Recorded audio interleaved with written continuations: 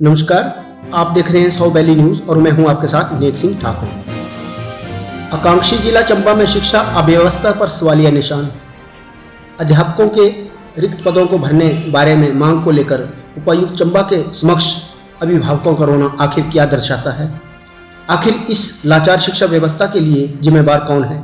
जी हाँ, बुधवार को उपमंडल सलूनी की अंतर्गत आती ग्राम पंचायत ठाकरमट्टी की राजकीय प्राथमिक पाठशाला छुद्रा में अध्यापकों के रिक्त पदों को भरने की मांग को लेकर बुधवार को उपायुक्त के पास अभिभावक फूट फूट कर रोए। अभिभावकों के प्रतिनिधि मंडल की अगुवाई स्कूल प्रबंधन समिति के अध्यक्ष नरेंद्र कुमार ने की। उन्होंने कहा कि बीते लंबे समय से स्कूल में अधिकतर महत्वपूर्ण पद खाली चले हुए हैं, जिसके कारण विद्यार्थी की पढ़ाई बुरी तरह से प्रभावित हो रही है। मजबूरन कई विद्यार्थी स्कूल से पलायन कर चुके हैं। वर्तमान में स्कूल में 22 विद्यार्थी अध्ययनरत हैं। हालांकि एसएमसी की ओर से अपने खर्चे पर शिक्षकों की नियुक्ति की गई थी, लेकिन धन के अभाव में ये व्यवस्था अधिक समय तक नहीं चल पाई। गत 18 मई से विद्यार्थियों ने स्कूल जाना बंद कर दिया। एसएमसी द्वारा आयोजित बैठक में ये निर्णय लिया गया था कि जब तक शिक्षकों की स्थायी नियुक्ति नहीं होती तब तक विद्यार्थी को स्कूल नहीं भेजा जाएगा। उन्होंने उपायुक्त से जल्द समस्या का निवारण करने की मांग उठाई। साथ ही स्पष्ट किया कि स्थायी नियुक्ति न होने तक विद्यार्थी स्कूल नहीं जाएंगे। इस मौके पर एसएमसी सदस्यों सहित कई ग्रामीण मौजूद रहे। जो साइकिल लगी हुई थी रोटी बनाने के लिए, उसकी भी नौकरी चली गई। अब देख रहे हो और भी बच्चे जॉब कर लेंगे तो हमारे दूसरी जो बात है परमानेंट डेपुटेशन वाली, वो भी रेज कर देंगे, पर अभी जिसको जो ड्यूटी लगेगी वो तो काम करना चाहिए। पूरा हालत हम लड़ भी नहीं सकते सर। पिछले मार्च से अपनी इस समस्या को लेकर मीडिया से रूबरू होते हुए क्या कहते हैं स्कूल प्रबंधन समिति के अध्यक्ष, आइए सुनिए। समस्या सर, हमारे यहाँ मार्च 2022 से मुख्य अध्यापक का पद खाली पड़ा हुआ है और अक्टूबर से बीमार होने के कारण जो कनिष्ठ अध्यापक थे उनकी जगह रेगुलर बेस पे ना होने के कारण बार बार चेंज होके डेपुटेशन पे ड्यूटी पे टीचर आ रहे हैं और एक टीचर आ रहा है। और सबसे बड़ी बात यह है कि हमने पिछली परीक्षाओं में दो टीचर रखे हुए थे अपने पैसे से। एक कनिष्ठ अध्यापक जो बीमार थे उन्होंने अपने चंदे से रखा हुआ था और एक हमने एसएमसी ने अपने चंदे से रखा था, जिन दो प्राइवेट अध्यापकों के सहारे हम स्कूल चला रहे थे मार्च तक। मार्च के बाद हमने वो भी बंद कर दिए क्योंकि सभी गरीब परिवार थे। हमें इतना पैसा हम इकट्ठा नहीं कर सकते थे। अगर इतना पैसा होता तो हम अपने बच्चों को सरकारी स्कूलों की जगह हम प्राइवेट स्कूल में भेजते, लेकिन हमने वो बंद कर दिए। उसके बाद हमें बताया गया कि जल्द एसटी की नियुक्ति हो जाएगी, तो हमने स्थानीय जो कांग्रेस की पूर्व शिक्षा मंत्री है उनसे रिक्वेस्ट की कि हमारे यहाँ पे उसी एसटी की नियुक्ति की जाए जो यहाँ 2-3 साल तक अपनी जॉब निरंतर रख सके। ऐसा न हो कि पिछली बार की तरह 6 महीने के लिए एसटी आए और बाद में वो रिटायर होके चले जाए।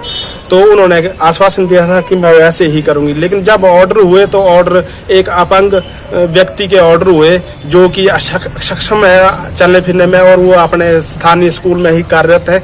उन्होंने ज्वाइनिंग करने से मना कर दिया, जिसके उपरांत हमें ये लगा कि अब तो यहाँ एसटी भी ज्वाइन नहीं करेगा। तो हमारे पास उनकी कॉपी भी है, सॉफ्ट कॉपी ज्वाइन ना करने की। तो हमने फिर उप मुख्यमंत्री शिक्षा मंत्री के माध्यम से उप मुख्यमंत्री मुकेश अग्निहोत्री से भी मिले सलोनी में जाके। वहाँ भी हमने ये मांग रखी कि हमें एक स्थायी अध्यापक की नियुक्ति जल्द से जल्द दी जाए, लेकिन दिन पर दिन मामला लटकता गया, जिसके बाद सभी अभिभावकों ने फैसला लिया कि हम 18 से अपने बच्चों को स्कूल में नहीं भेजेंगे। और आज हमारे बच्चे स्कूल नहीं आ रहे हैं, लेकिन अभी तक भी कोई ना एसटी की फर्दर नियुक्ति के आदेश हुए हैं, ना जेएफटी की कोई नियुक्ति। आश्वासन पे आश्वासन मिल रहे हैं और पूर्व सरकार से लेकर वर्तमान सरकार तक हमारे बच्चे आश्वासन के सहारे ही बैठे हुए हैं, जिसकी वजह से उनकी परीक्षा में बहुत बाधा आ रही है। सर, आज जिला प्रशासन से मिल के आया, क्या बात बोला उन्होंने कहा कि हम जल्द ही एक स्थायी अध्यापक की नियुक्ति करवाएंगे और साथ में डेपुटेशन पे जो आएंगे उनको भी हम आदेश देंगे कि वो टाइम पास ना करें और बच्चों की पढ़ाई पे ध्यान दें। यदि जल्द नियुक्ति ना हुई तो क्या रहेगा? नियुक्ति तो जब तक नियुक्ति स्थायी नहीं होती है तब तक हम अपने बच्चों को नहीं भेज रहे हैं। ये हमारे ज्यादातर गाँववासी और अभिभावकों का निर्णय है कि जिस दिन स्थायी अध्यापक आएगा उसी दिन हमारे बच्चे स्कूल आना शुरू हो जाएंगे। कितने बच्चे हैं सर उस स्कूल में? सर 22 बच्चे हैं।